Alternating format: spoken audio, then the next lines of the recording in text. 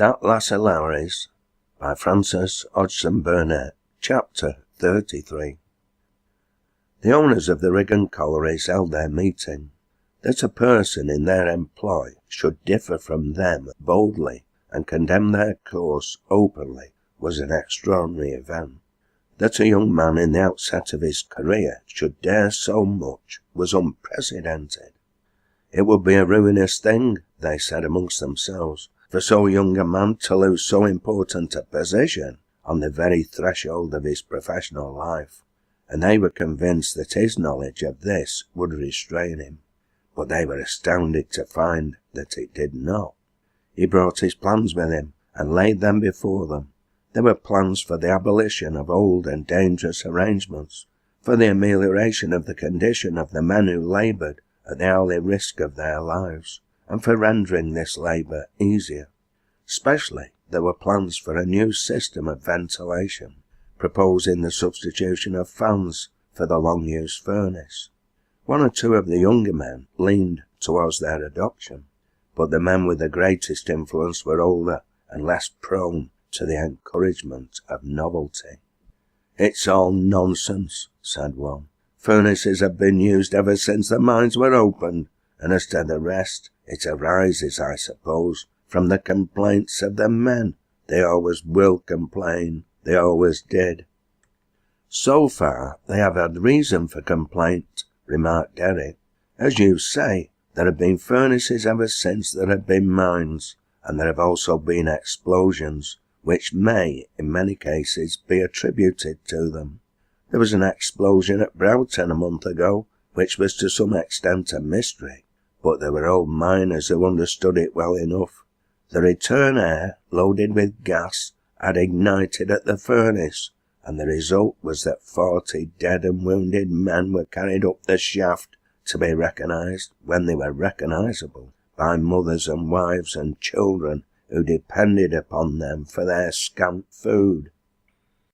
Derek argued his cause well and with spirit, keeping a tight rein upon himself, but when, having exhausted his argument, he found that he had not advanced his cause, and that it was a settled matter that he should not, he took fire. "Then, gentlemen," he said, "I have but one resource. I will hold no human life lightly in my hands. I have the honour to tender you my resignation." There was a dead silence for a moment or so. They had certainly not expected such a result as this. A well-disposed young man who sat near to Derek spoke to him in a rapid undertone.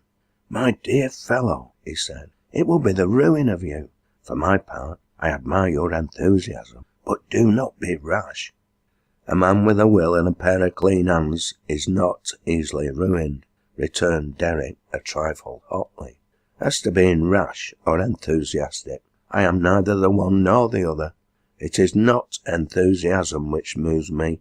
It is a familiarity with stern realities." When he left the room, his fate had been decided. At the end of the week, he would have no further occupation in Wigan. He had only 2 more days' work before him, and he had gained the unenviable reputation of being a fire and tow young fellow who was flighty enough to make a martyr of himself. Under the first street lamp he met Grace, who was evidently making his way home. "I will go with you," he said, taking his arm. Once within the walls of the pleasant little room, he found it easy to unbosom himself. He described his interview with his employers and its termination. "A few months ago, I flattered myself that my prospects were improving," he said, "but now it seems that I must begin again, which is not an easy matter, by the way." By the time he ended, he found his temporary excitement abating somewhat, but still his mood was by no means undisturbed. It was after they had finished tea and the armchairs had been drawn to the fire that Grace himself made a revelation. "When you met me tonight, I was returning from a visit I had paid to Joan Lowrie." "At Thwaites?" said Derek. "At Thwaites. The fact is, I went on business. She has determined to change her plan of life." "In what manner?" "She is to work near Mir at the mines. I am happy to say that I have been able to find her other employment." There was an interval of silence, at length broken by Derek. "Grace," he said, "can you tell me why she decided upon such a course?" Grace looked at him with questioning surprise.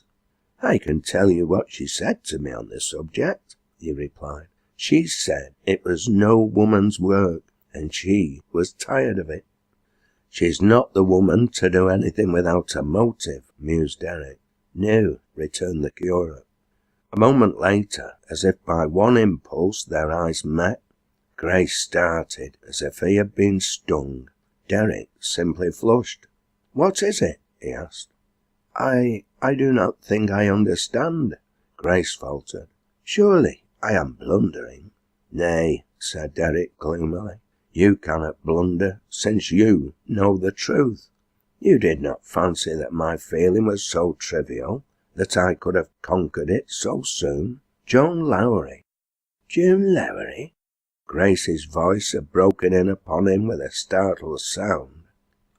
The two men regarded each other in mutual bewilderment. Then again Derek was the first to speak. "Grace," he said, "you have misunderstood me." Grace answered him with a visible tremor. "If," he said, "it was to your love for Joan Lowrie you referred when you spoke to me of your troubles some months ago, I have misunderstood you. If the obstacles you meant were the obstacles you would find in the path of such a love, I have misunderstood you. If you did not mean that your heart had been stirred by a feeling your generous friendship caused you to regard as unjust to me, I have misunderstood you miserably." "My dear fellow," Derek exclaimed with some emotion, "my dear fellow, do you mean to tell me that you imagined I referred to Miss Barhome?" "I was sure of it," was Grace's agitated reply. "As I said before, I have misunderstood you miserably." "And yet you had no word of blame for me?" "I had no right to blame you. I had not lost what I believed you had won. It had never been mine. It was a mistake," he added, endeavouring to steady himself. "But don't mind me, Derek.